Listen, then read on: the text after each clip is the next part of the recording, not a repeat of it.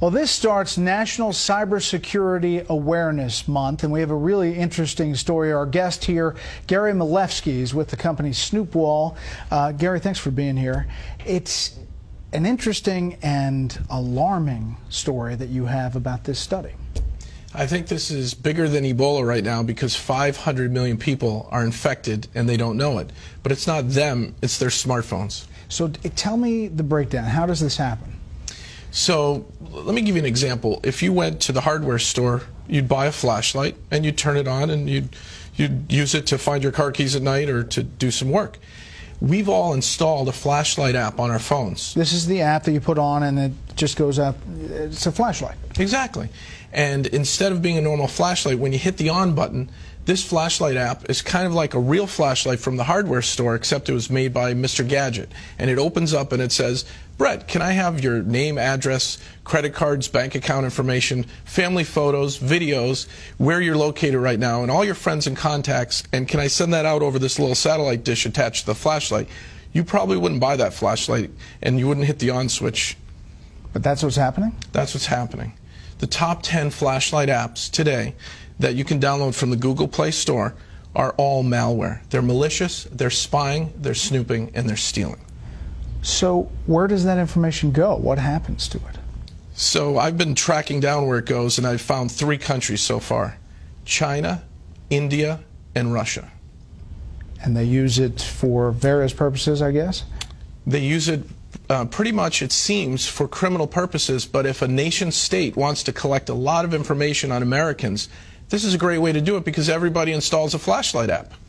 So what do you tell people? Don't install flashlight apps, period?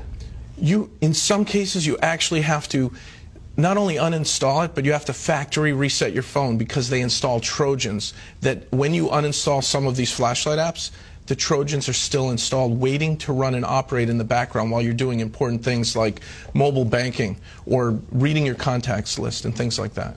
That's amazing. Is that this is a new kind of finding? It's a new finding. So at Snoopwall, I had my team do a vulnerability assessment of the top 10 flashlight apps, and we created a threat report, which we put on our website, that shows that because this is the most downloaded app, I was always wondering why things were happening in an odd way on my phone, where my GPS was being activated and my contact list. So I had my team look into it, and we discovered this. This is brand new information. Top 10 flashlight apps, 500 million downloads, all acting in a very malicious way. So if you're telling somebody now, what would you tell them to do? Drop that app and restart your phone? Drop the app, go back to where you bought your phone and ask them for help on a factory reset. Back up your contacts before you do a factory reset. You know, back up just core information that's important to you, maybe some family photos and your contacts list. And then really just go for a factory reset, which wipes all the hidden data areas where the malicious Trojans are getting installed. Now, are you hearing anecdotally that this is happening? People saying there's something weird's going on, or I mean, obviously you did your own investigation, but are people reporting it? People reported this to the FTC, and the #2 flashlight app was sued by the FTC, and they just recently settled. They had 50 million downloads at the time, and Brightest Flashlight, which most of us have on our smartphones, had to, in the settlement, agree to put up a privacy policy before you run their app. The privacy policy, Brett, is 25 pages of legalese saying, yes, we spy on you, yes, we geolocate you, yes, we want your mobile data off your phone. We want all this info, accept or don't run our app. And most people don't read it and they hit accept. That was their settlement with the FTC. So you just scroll down, as many people do, and through all of the legalese, and people push accept. You don't even have to scroll. The buttons are right there on the front page of the new version of Brightest Flashlight app, and they're up to 100 million downloads now. How big a deal is cybersecurity now? We hear about it, we do stories about it, but how big a deal is this for our culture as we get more and more people with phones, smartphones, and using their computers? I'm worried about kids, teenagers, families that, you know, you give your kid an iPad or a Droid tablet and you let them play and they install apps that do these things, that geolocate your children. And if they're online predators or cyber criminals, they're going to get at our families because this is the back door into our homes.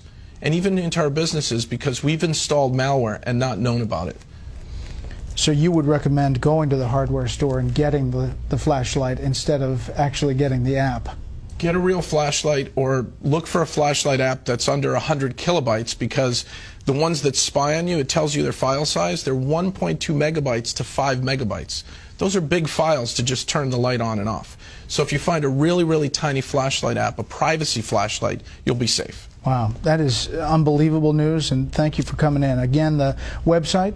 Snoopwall.com. Okay. Gary, thanks a lot. Brett, thank you.